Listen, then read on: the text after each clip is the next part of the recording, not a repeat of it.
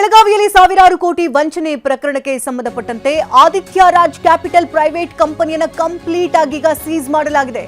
ಕೋಟ್ಯಂತರ ರೂಪಾಯಿ ವಂಚನೆಯಾಗಿತ್ತು. 3 ಕಂಪನಿಗಳನ್ನು ಸೀಸ್ ಮಾಡಿ 6 ಜನರ ವಿರುದ್ಧ ಈಗ ಕೇಸ್ ಕೂಡ ದಾಖಲಾಗಿದೆ. ಬೆಳಗಾವಿಯ ಟಿಳಕವಾಡಿ ಪೊಲೀಸ್ ಠಾಣೆಯಲ್ಲಿ ಕೇಸ್ ದಾಖಲಾಗಿದ್ದು, ಸಹಾಯಕ ಇಲಾಖೆ ಸಹಾಯಕ ನಿಬಂಧಕ ಜಬೀವುಲ್ಲಾ ಕೇಸನ್ನು ದಾಖಲು ಮಾಡಿದ್ದು 6 ಜನರ ವಿರುದ್ಧ ಇದೀಗ ಕೇಸನ್ನು ಹಾಕಲಾಗಿದೆ. 3 ಕಂಪನಿ 6 ಜನರ ವಿರುದ್ಧ ಎಫ್ಐಆರ್ ಅನ್ನು ಕೂಡ ದಾಖಲು ಮಾಡಲಾಗಿದೆ. ಸಾವಿರಾರು ಕೋಟಿ ವಂಚನೆ ಪ್ರಕರಣ ಇದು. Aditya Raj capital private company ವಿರುದ್ಧ ಕೋಟ್ಯಂತರ ರೂಪಾಯಿ ವಂಚನೆ ಮಾಡಿರುವಂತಹ ಆರೋಪಗಳು ಕೇಳಿಬಂದಿತ್ತು. ಈ ಆರೋಪದ ಬೆನ್ನಲ್ಲೇ ತನಿಖೆಯ ಆಳಕ್ಕಿಳಿದಿದ್ದಾರೆ ಪೊಲೀಸರು. A1 Aditya Raj capital private company limited, A2 Aditya Raj commodities private company limited, ಇನ್ನು A3 Aditya Raj security private limited company, ಹಾಗೆ A4 ಮಾಲೀಕರು ಸಿಇಒ ಬಾಲರಾಜ್ ಸೇರಿದಂತೆ ಒಟ್ಟು 6 ಜನರ ವಿರುದ್ಧ ಎಫ್ಐಆರ್ ದಾಖಲಾಗಿದೆ. ಸರಿಸುಮಾರು 6,500 ಕೋಟಿಗೂ ಹೆಚ್ಚು ಹೂಡಿಕೆ ಬಗ್ಗೆ ಮಾಹಿತಿಗಳಿಗಾಗಲೇ ಸಿಕ್ಕಿದ್ದು. ಒಟ್ಟು 211 ಕೋಟಿ 4 ಬ್ಯಾಂಕ್ ಖಾತೆಗಳಲ್ಲಿ ಜಮೆ ಆಗಿತ್ತು.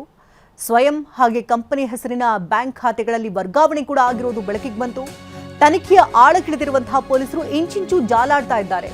ಸಾವಿರಾರು ಕೋಟಿ, ಬರೋಬ್ಬರಿ 6,500 ಕೋಟಿ ಅಂತ ತಕ್ಷಣಕ್ಕೆ ಮಾಹಿತಿ ಸಿಗ್ತಾ ಇದೆ. 211 ಕೋಟಿ 4 ಅಕೌಂಟ್ಗಳಲ್ಲಿ ಜಮೆ ಆಗಿರೋದು ಕೂಡ ಪತ್ತೆಯಾಯಿತು. ಸೇವಿಂಗ್ ಅಕೌಂಟ್ ಹಾಗೆ ಕಂಪನಿ ಹೆಸರಿನ ಬ್ಯಾಂಕ್ ಖಾತೆಯಲ್ಲಿ ಕೂಡ ವರ್ಗಾವಣೆ ಆಗಿರೋದು ಬೆಳಕಿಗೆ ಬಂದಿದ್ದು. RBI ಮತ್ತು ಸೆಬಿ ನಿಯಮಗಳನ್ನ ಗಾಳಿಗೆ ತೂರಿರುವುದು ಕೂಡ ಬಯಲಾಗಿದೆ. 1 ಲಕ್ಷಕ್ಕೆ 5% ಬಡ್ಡಿ ಕೊಡ್ತಾ ಇರೋದು ಬೆಳಕಿಗೆ ಬಂದಿದ್ದು.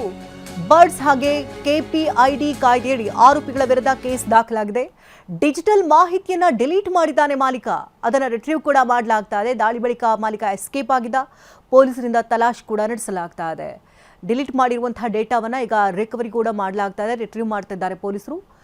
ಇನ್ನು ಎಲ್ಲೆಲ್ಲಿ ಎಷ್ಟು ಜನರಿಗೆ ವಂಚನೆಗಳಾಗಿದೆ, ಇದರ ವಹಿವಾಟು ಹೇಗೆ ನಡೀತಾ ಇತ್ತು, 6,500 ಕೋಟಿ ಅಂತ ತಕ್ಷಣಕ್ಕೆ ಮಾಹಿತಿ ಸಿಗ್ತಾ ಇದೆ, ಇನ್ನೂ ಹೆಚ್ಚಿರಬಹುದು ಅಂತ ಕೂಡ ಹೇಳಲಾಗ್ತಾ ಇದೆ.